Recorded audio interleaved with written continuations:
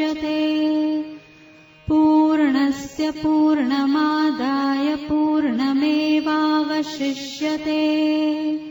ॐ शान्ति शान्ति शान्तिः।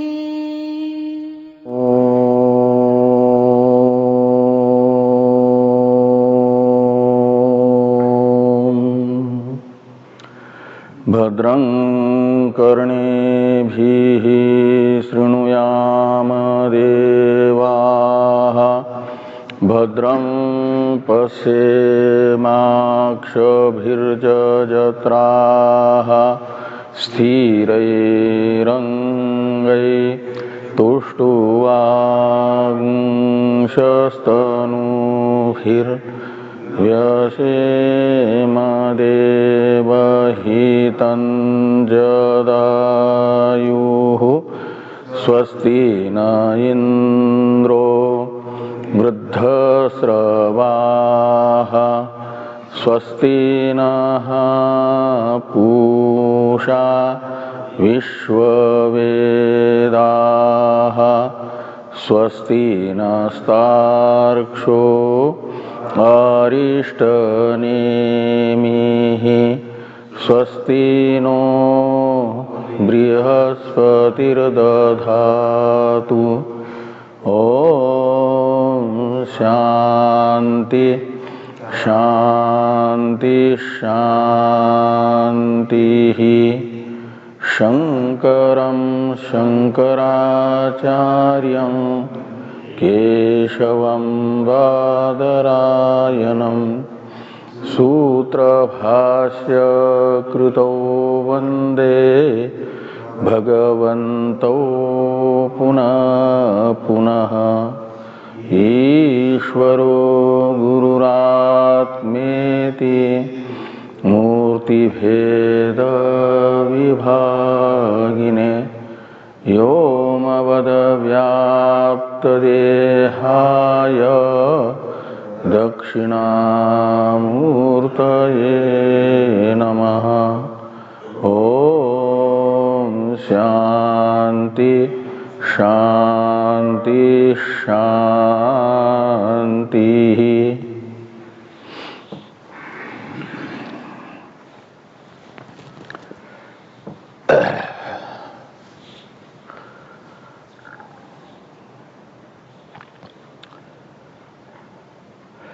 अथर्ववेदीय ब्राह्मण भाग की प्रश्नोपनिषद के चतुर्थ प्रकरण का विचार हम लोग कर रहे हैं।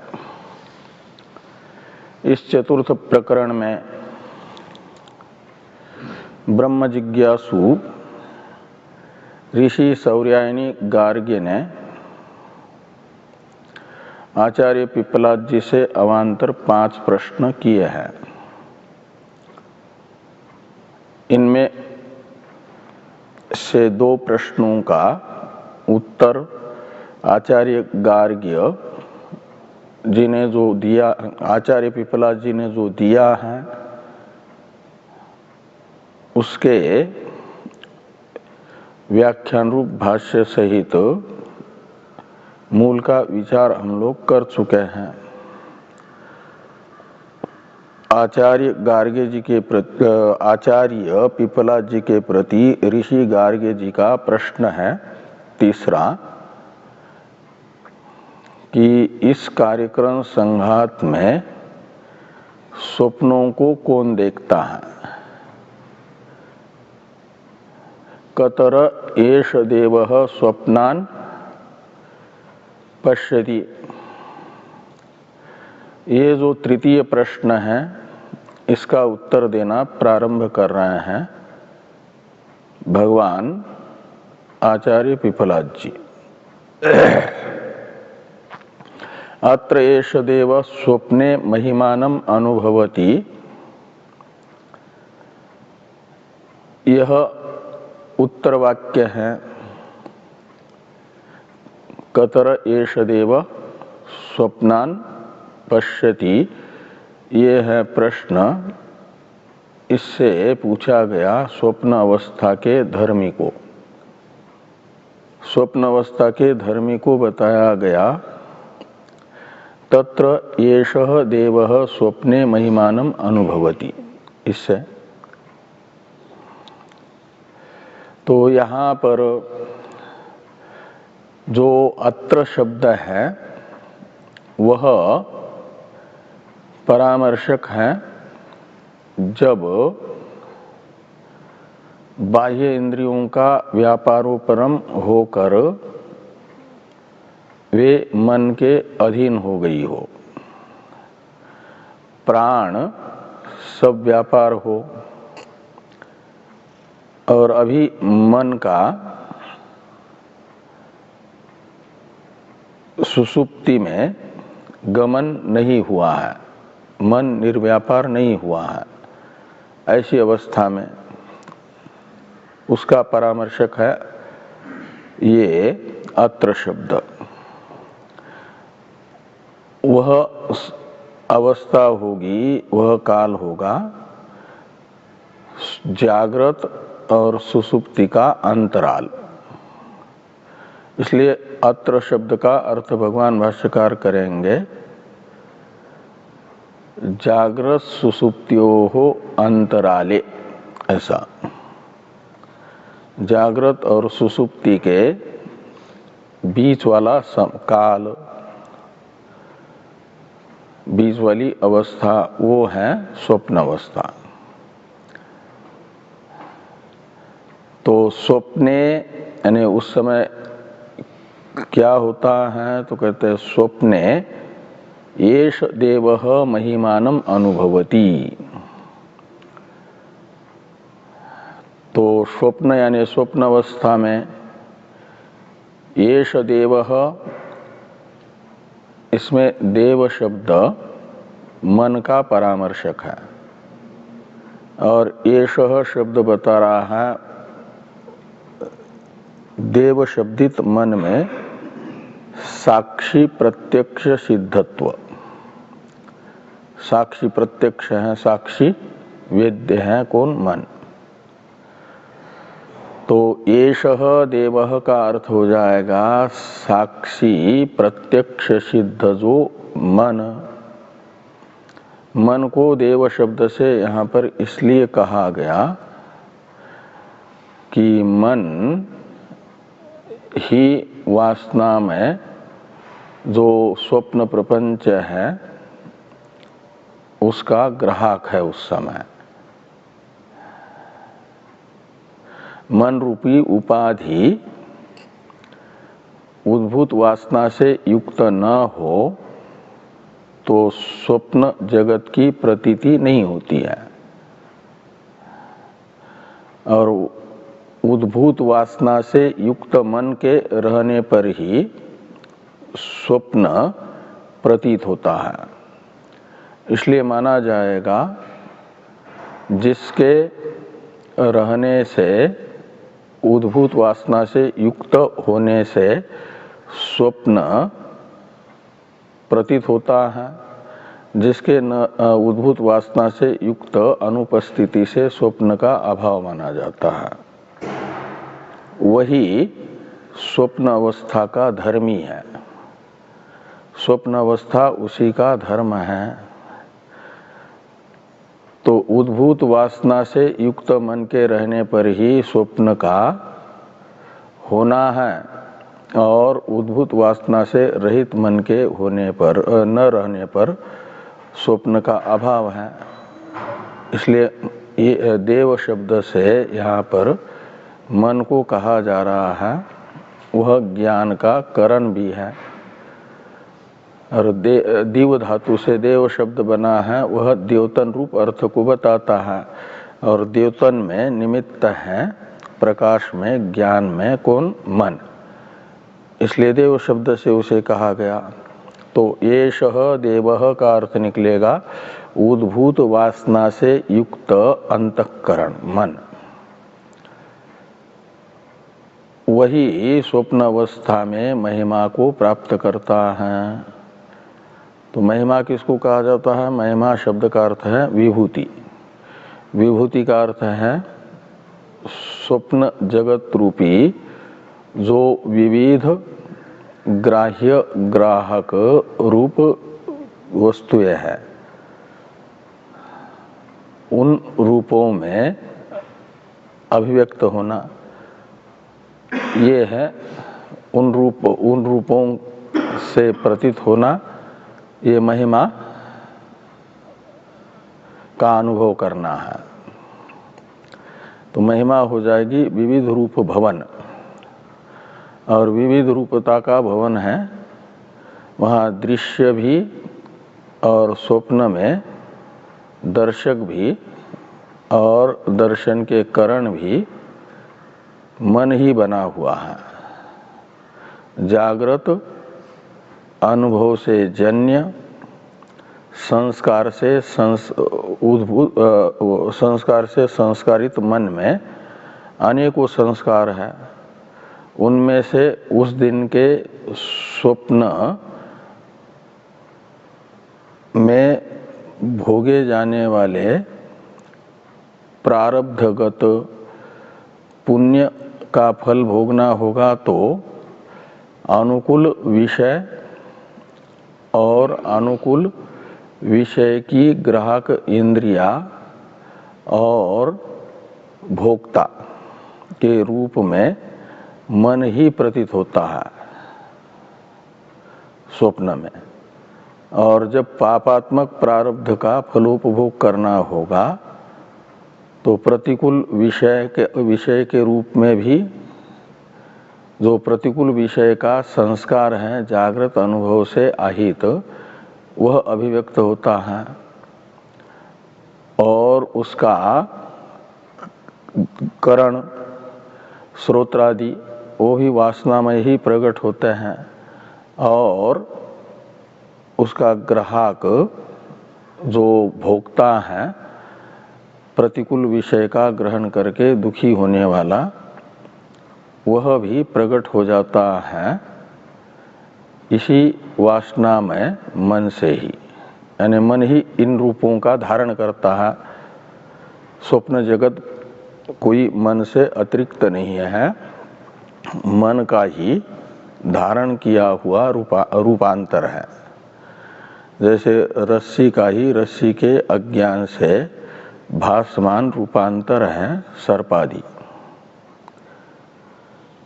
इस दृष्टि से यहाँ पर कहा स्वप्ने महिमानम अनुभवती।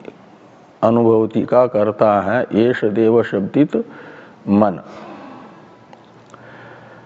तो देव शब्द से यहाँ पर जीवात्मा को न लेकर के जीवात्मा की उपाधिभूत मन को लिया गया, क्योंकि वस्तुतः मन रूपी उपाधि के बिना जीवात्मा भी नहीं है ना। जीवात्मा में जो भी अवस्थाएं हैं जागृत स्वप्न सुषुप्ति, ये सब मनोधीन है और मोक्ष भी और बंधन भी मन के अधीन ही है। मन के कारण ही संसार प्रतीत होता है, मन के कारण ही मुक्ति प्रतीत होती है। अबाधित मन से मन रूपी उपाधि से युक्त चैतन्य रहता है तो संसारी प्रतीत होता है। बाधित उपाधि रूप मन वाला बन जाता है तो मुक्त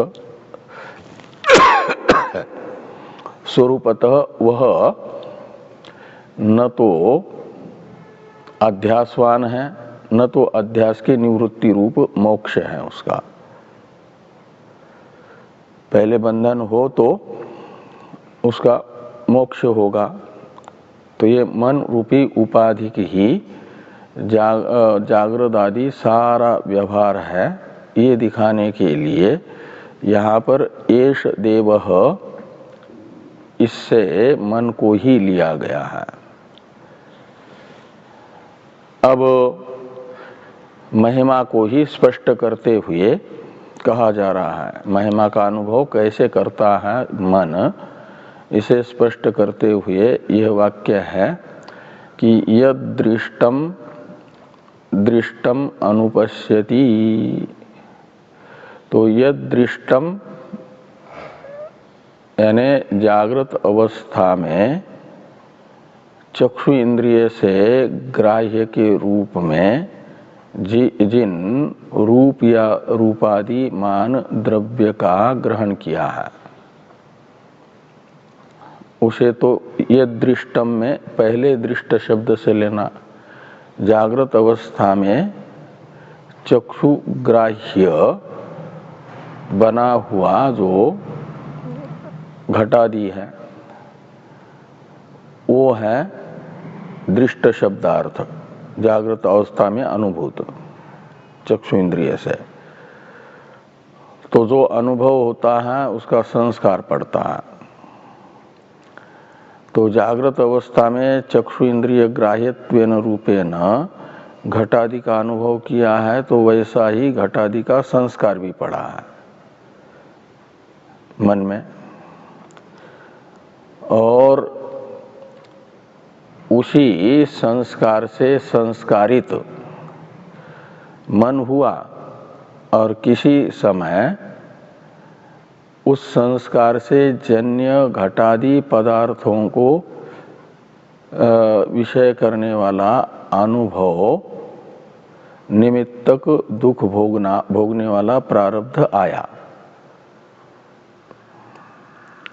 स्वप्न में फल देने के लिए फलोन्मुख हुआ मान लो, तो क्या होगा कि उस दिन फिर जागृत अवस्था में अनुभूत जो घटादि पदार्थ है उनका संस्कार प्रकट होगा, और उस संस्कार से जागृत अवस्था में जैसे घटादि का अनुभव किया था ऐसा ही वासना में घटादि उस उद्भूत संस्कार से प्रकट होंगे, और वासना में घटादि का ग्रहण करने वाला वासना में चक्षु इंद्रिय भी प्रकट होगा, और एक मन का स्वरूप भी वासनामय ही अनुभविता के रूप में प्रकट होगा, और ये अनुभव अनुभविता अनुभाव्य रूप त्रिपुटी स्वप्न में भासेगी और उससे वह सुखी दुखी होगा।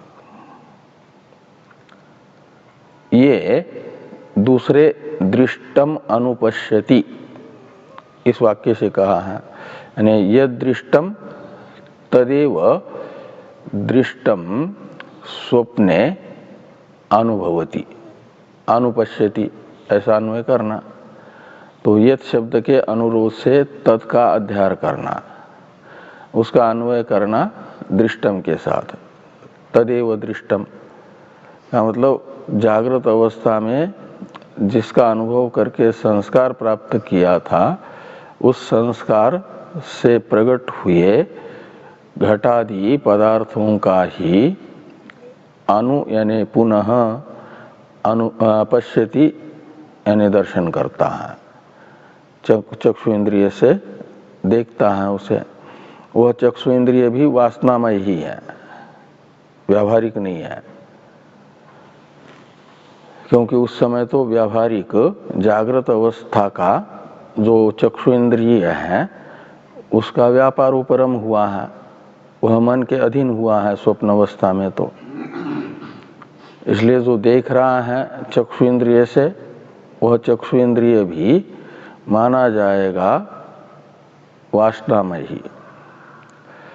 तो यद दृष्टम तदेव दृष्टम अनुपश्यति, और यत का अन्वय यहाँ श्रुतम के साथ भी करना। यत श्रुतम तदेव श्रुतम एव अर्थम अनुसृणोति, ऐसे। तो अर्थ शब्द पुल्लिंग होने से तमेव ऐसा अन्वय करना। तो जो यह श्रुतः ऐसे ऊपर से जोड़ देना। तो जिसको जागृत अवस्था में सुना है अनुकूल या प्रतिकूल शब्दों को, तो श्रुतम श्रुतम एव यानी जागृत अवस्था में जो सुना हुआ शब्द है उन्हीं एक दो शब्द तो नहीं सुनता ना, कई सुनता है, और कई बार सुनता है तो उतने बार संस्कार पड़ता है। जैसे रोज ही रोज शिव महिमन स्तोत्र का पाठ सुनता है, रोज ही रोज शांति पाठ विष्णु सहस्रनाम पाठ करता भी है और सुनता भी है। ऐसे ये हुआ, यह जिसका रोज ही रोज अनुभव किया वह श्रुतम श्रुतम एव अर्थम अनुसृणोति, फिर उसी अर्थ का स्वप्न में अनुश्रवण करता है। का मतलब जागृत अवस्था में सुने हुए शब्द का ही स्वप्न में श्रवण करता है। वह स्वप्न में सूर्यमान शब्द भी और उस सूर्यमान शब्द का ग्राहक श्रोत्र इंद्रिय भी और ग्रहीता जो मन है वह भी वासनामय ही है, ये यहाँ पर कहा गया। और देश दिगंतरैश्च प्रत्यनुभूतम पुनः पुनः प्रत्यनुभवति।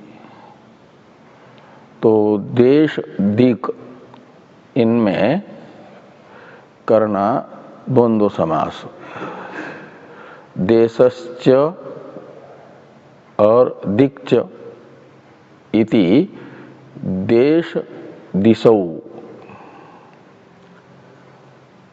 और फिर या तयोः अंतरः अंतरम इति देश दिगंतरम, ऐसा अन्वय क्या नाम समास होगा, षष्ठी तत्पुरुष, द्वंद्व गर्भ षष्ठी तत्पुरुष समास हुआ है। और तृतीया का बहुवचन है अंतरई, देश दिगंतरई, रामय के तरह। तो द्वंद्व के अंत में श्रियमान अंतर पद का अन्वय दोनों द्वंद्व समासांतर्गत दोनों पदों के साथ होगा। तो द्वंद्व समासांतर्गत दो पद हैं, देश एक पद और दिक एक पद। तो देशांतरई और दिगंतरई ऐसे दो निकलेंगे इसमें से। तो देशांतर में देश शब्द से लेना ये जो अलग अलग स्थान विशेष, और दिगंतर में दिक शब्द से लेना पूर्वादि दिशाएं।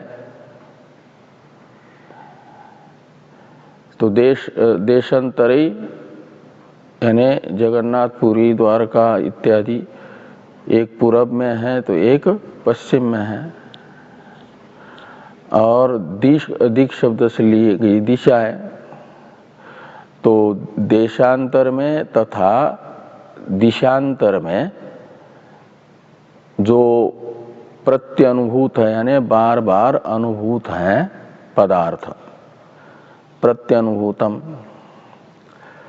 वो यानी कई बार व्यक्ति, कोई जरूरी नहीं कि एक व्यक्ति एक ही बार किसी स्थान तीर्थ विशेष में जाए, बार बार भी जा सकता है। तो इसलिए ये हुआ प्रति यानी कई बार, बार बार। तो बार बार एक स्थान विशेष में गया और वो स्थान विशेष जिस दिशा में विद्यमान है उस दिशा विशेष में जा करके स्थान विशेष का अनुभव वह बार बार करता है जागृत अवस्था में। तो स्वप्न भी उसी प्रकार का आ सकता है। तो पुनः पुनः प्रत्यनुभवती यानी स्वप्ने भी पुनः पुनः प्रत्यनुभवती, स्वप्न में भी वैसा ही अनुभव करता है। दृष्टंचा दृष्टंच, तो दृष्टम यानी इसी जन्म में जागृत अवस्था में चक्षु इंद्रिय से गृहीत अर्थ उसे दृष्ट अर्थ कहा जाएगा।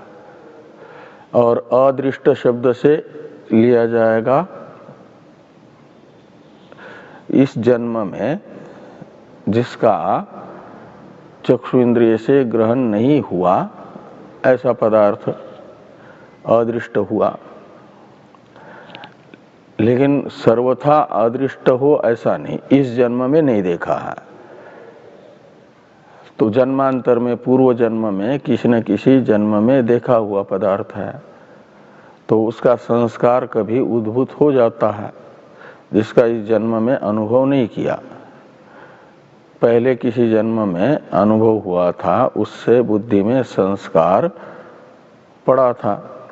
वह संस्कार कभी स्वप्न अवस्था में उस संस्कार के विषय के अनुभव से होने वाले सुख दुख का निमित्तभूत प्रारब्ध जब उद्भूत होगा, फलोन्मुख होगा स्वप्न अवस्था में, तो वो जन्मांतर में अनुभूत विषय का संस्कार प्रकट होने से वासना में वह विषय भी दिखेगा, उसका वासना में ग्रहण भी होगा, वासना में इंद्रिय से और सुख दुख भी होगा। इस प्रकार ये यहाँ पर कहा कि दृष्टंचा दृष्टंच यानी प्रति अनुभवती, ऐसा ये लगाना। और आगे हैं श्रुतंचा श्रुतंच प्रत्यनुभवती या प्रतिशृणोति, ऐसा ये कर लेना। तो ये जो है श्रुत यानी इस जन्म में श्रोत्र इंद्रिय से गृहीत अर्थ भी का संस्कार हुआ है, और अश्रुत यानी इस जन्म में जिस शब्द को कभी सुना नहीं अपितु जन्मांतर में सुना हुआ है, उस जन्मांतर में श्रुत शब्द का संस्कार भी कभी प्रकट हो जाता है स्वप्न में, तो उस शब्द का भी ग्रहण हो जाता है। अनुभूतंच अननुभूतंच, तो अनुभूत अर्थ का भी, तो अनुभूत और श्रुत एवं दृष्ट शब्द में अंतर क्या निकलेगा?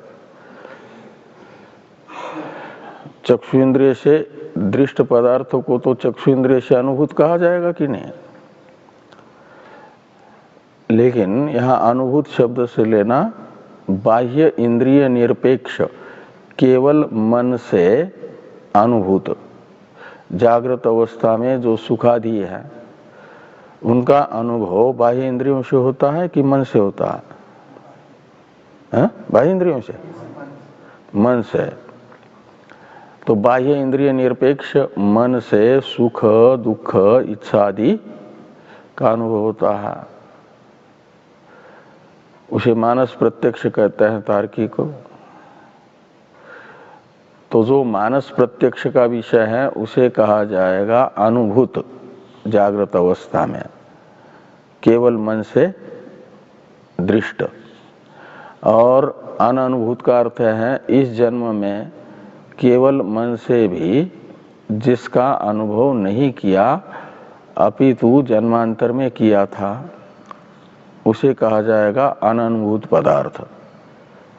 और इन दोनों का भी संस्कार चित्त में रहता है, और उसे उद्भूत करने वाला प्रारब्ध जब फलोन्मुख होता है तो दो में से कोई एक संस्कार विशेष उस प्रारब्ध से अभिव्यक्त होकर के अपने वासनामय विषय को दिखाता है।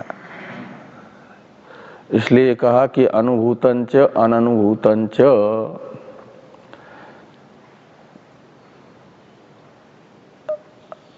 और सत्य असत्य।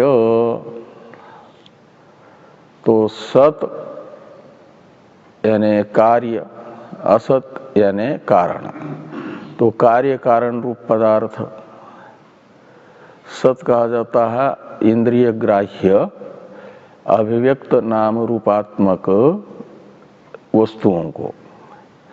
असत कहा जाएगा जो अभिव्यक्त नाम रूपात्मक नहीं है अपितु अनभिव्यक्त नाम रूपात्मक है, वो है कारण। तो कार्य कारणात्मक पदार्थ, उसे मूर्तामूर्त कहो या कार्य कारण कहो, इन सब को जागृत अवस्था में जो देखा है कार्य कारण भाव, उनको स्वप्न में भी देखता है। तो सत्य असत्य पश्यति और सर्वम पश्यति, सर्वः पश्यति का मतलब अंतःकरण में पड़ी हुई जो वासनाएं हैं, वासना और संस्कार ये पर्यावाचक शब्द है, तो अंतःकरण में पड़े हुए संस्कार कहो या अंतःकरण में पड़ी हुई वासनाएं कहो, इन वासनाओं से, सभी वासनाओं से युक्त मन रूप उपाधि वाला ये जागृत अवस्था का तथा स्वप्न अवस्था का भोक्ता होने से उसे सर्वः कहा गया।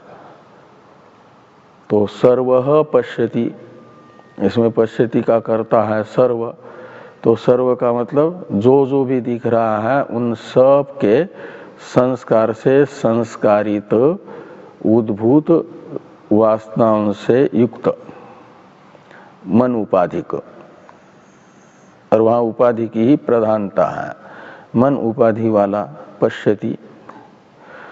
और सर्वम पश्यति यानी उद्भूत संस्कार के विषयभूत समस्त वस्तुओं को देखता है।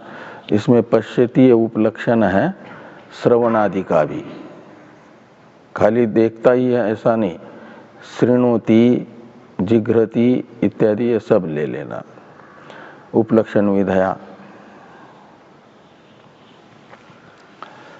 तो इस प्रकार ये मूल में ये बताया गया तृतीय प्रश्न का उत्तर देते हुए कि जागृत तथा सुषुप्ति के अंतराल काल में स्वप्न अवस्था आती है, वहाँ पर मन सब व्यापार रहता है, निर्व्यापार बाह्य इंद्रियों को अपने में समाहित किया हुआ मन उद्भूत संस्कार से संस्कारित होकर के स्वप्न का अनुभव करता है। इसलिए स्वप्न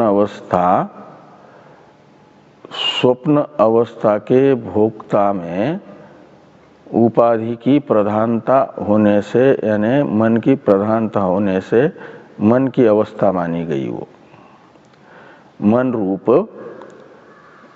उपाधि वाला भोक्ता है स्वप्न का चिदाभास।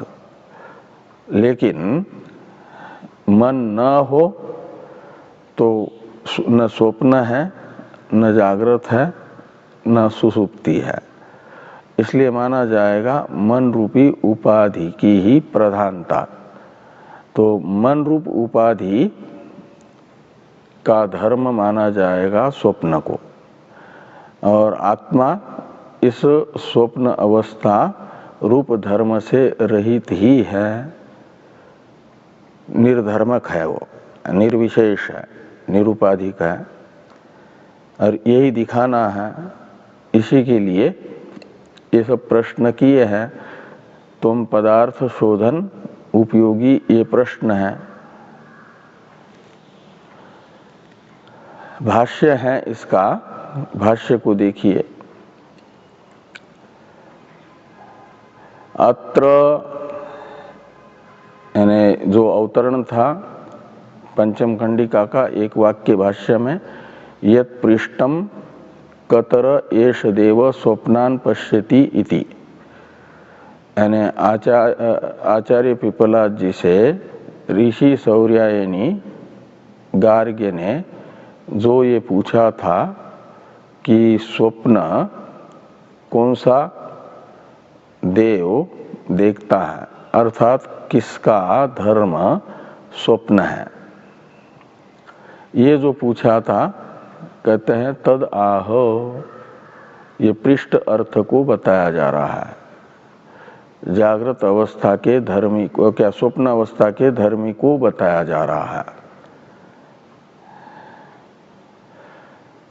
तो मूल कंडिकास्थ अत्र शब्द का अर्थ भाष्यकार भगवान कर रहे हैं कि अत्र यानी उपरतेषु श्रोत्रादिषु देह रक्षायै जाग्रत्सु प्राणादि वायुषु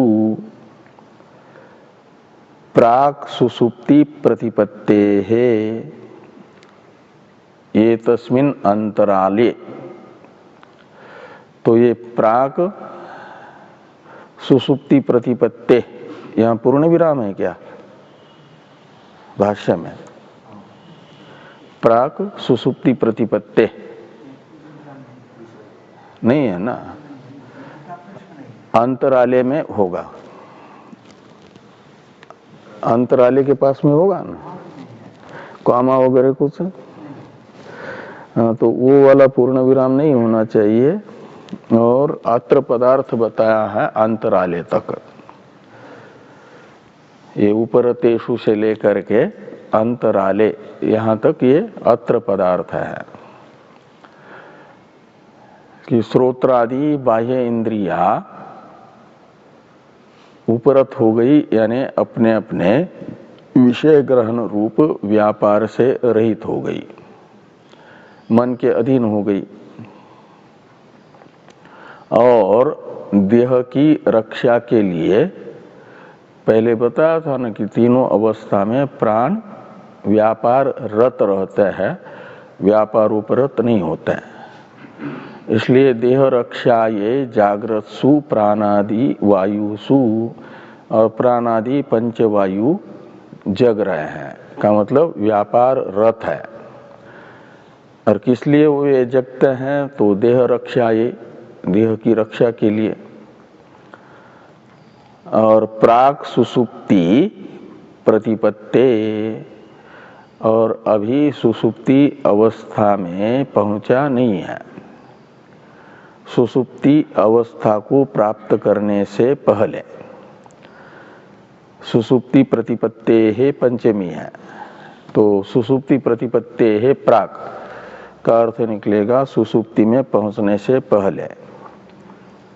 जागृत से तो निकल गया और सुसुप्ति में अभी पहुंचा नहीं, तो ये दोनों की अंतराल अवस्था हो गई, स्वप्न। तो अंतराले, अंतराले का अर्थ निकलेगा जागृत स्वप्न सुसुप्तियों हो अंतराले, जागृत और सुसुप्ति का जो अंतराल है, बीच वाला समय है। येषः देवो अर्करश्मिवत् स्वात्मनि संहृत श्रोत्रादिकरणः स्वप्ने महिमानं विभूति भवनम, यानी विभूतिम विषय विषयी लक्षणम अनेकात्म भावगमनम अनुभवति प्रतिपद्यते। ये एष देवः स्वप्ने महिमानम अनुभवति, इस वाक्य का अर्थ है। तो इसमें येषः, ये देवः का विशेषण है ना, देवः शब्द का अर्थ है मन, और येषः ये उसका विशेषण है। तो येषः इस सर्वनाम से ग्राह्य अर्थ को बताया कि अर्क रश्मिवत, तो सूर्य जैसे अस्त की ओर जाता हुआ सूर्य क्या करता है कि दिन में सब ओर फैली हुई जो अपनी रश्मियां हैं, उन रश्मियों का उपसंहार कर लेता है, उनको अपने अधीन करके अस्त हो जाता है। ऐसे ही ये चंद्रमा के क्या नाम, वो ये मन भी उन रश्मियों को, सर्वत्र फैली हुई रश्मियों को उपसंहृत कर लेता है जैसे, ऐसे मन बाह्य इंद्रियों को उपसंहृत करता है। तो रश्मि स्थानीय है बाह्य इंद्रिया, अर्क स्थानीय है मन। तो मन ने बाह्य इंद्रियों को उपसंहृत कर लिया, यानी अपने अधीन कर लिया, व्यापार से उपरत करके। तो संहृत श्रोत्रादि करण, ये एष शब्द का अर्थ निकला। और कहाँ पर श्रोत्रादि इंद्रियों का उपसंहार हुआ है? तो स्वात्मनि। स्वात्मनि का अर्थ निकलेगा मन में। स्व शब्द से मन को लेना, तो मनो अधीन कर लिया, बाह्य इंद्रियों को मन ने अपने अधीन कर लिया। और स्वप्ने महिमानम यानी विभूति, महिमा शब्द का अर्थ कर दिया विभूति। विभूति का भी अर्थ करते हुए कहते हैं कि विषय विषयी लक्षणम अनेकात्म भाव गमनम अनुभवति। तो विषय विषयी रूप जो अनेक रूपता को प्राप्त करना है, वो अनेकात्म भाव गमन का अनुभव करता है, यानी अनेक रूप बन जाता है। स्वप्न में जितना भी जगत है विविध प्रकार का, तदात्मक बन जाता है ये मन ही। प्रतिपद्यते का करता है देवः, और देवः शब्द का अर्थ है मन। जिस मन ने बाह्य इंद्रियों को अपने में समाहित कर लिया है वह मन ही स्वप्न जगत के रूप में अभिव्यक्त होता है। अब ननु इत्यादि से एक शंका करके उसका समाधान किया जा रहा है कि ननु महिमा अनुभवे करणम मनो अनुभवितुहु तत्कथम स्वातंत्रेण अनुभवति इति उच्यते। स्वतंत्रो ही क्षेत्रज्ञ। तो अनुभवती ये क्रिया है। इस अनुभवती क्रिया का जो कर्ता होगा उसे कहा जाएगा, कर्ता का लक्षण बताने वाले पाणिनीय सूत्र के अनुसार कर्ता। तो कर्ता का लक्षण क्या बताया है पाणिनि जी ने? स्वतंत्र कर्ता। तो क्रिया के निर्वर्तन में जो कारकांतर से अप्रयुक्त हो और कारकांतर का प्रयोजक हो उसे कहा जाता है स्वतंत्र। और जो स्वतंत्र कारक होगा उसकी कर्ता संज्ञा होती है, उसे कर्ता कहा जाता है। स्वतंत्र कर्ता, इस संज्ञा सूत्र का ये अर्थ है ना कि जो कारकांतर हैं, कितने कारक हैं? हाँ?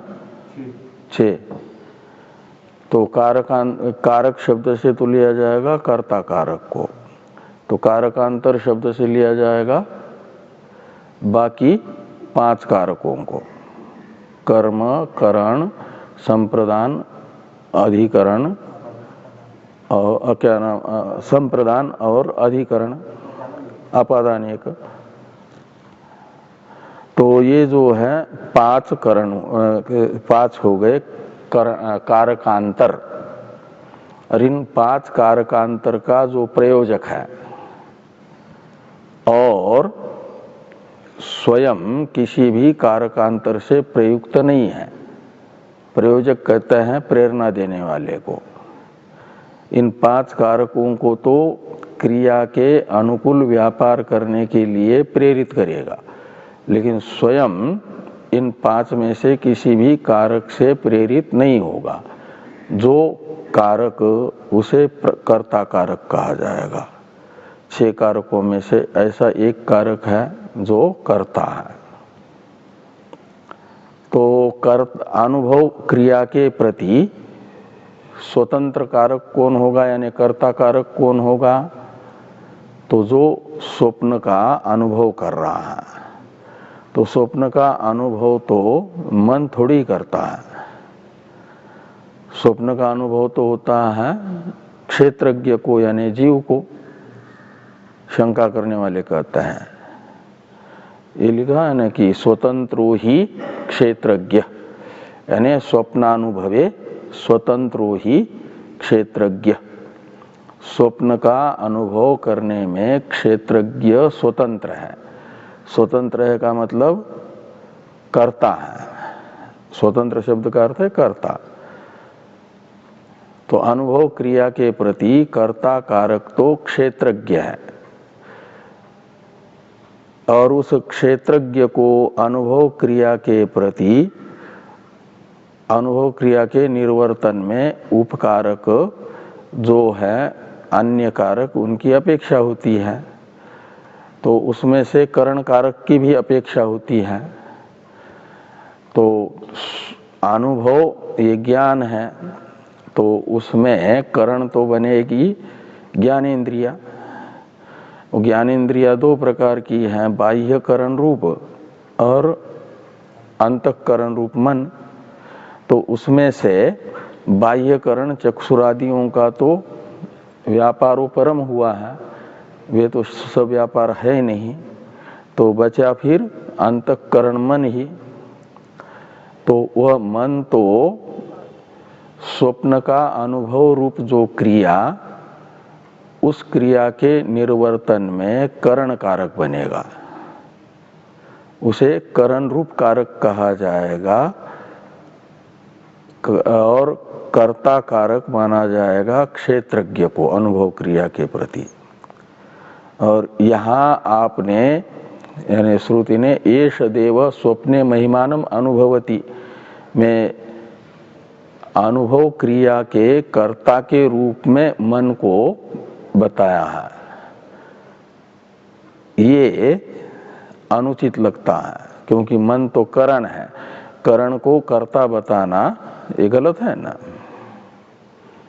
ये पूर्व पक्ष की शंका है कि ननु महिमा अनुभवने करणम मनः, तो महिमा का अनुभव रूप जो स्वप्न है, इस स्वप्न में तो करण है मन, स्वप्न में होने वाले अनुभव का करण मन है।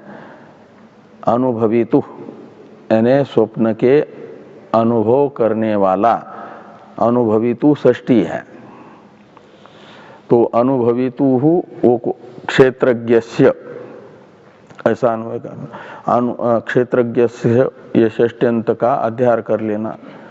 तो अनुभविता जो स्वप्न में अनुभविता क्षेत्रज्ञ है, उसके द्वारा निर्वर्त्यमान अनुभव क्रिया का करण मन को माना जाएगा।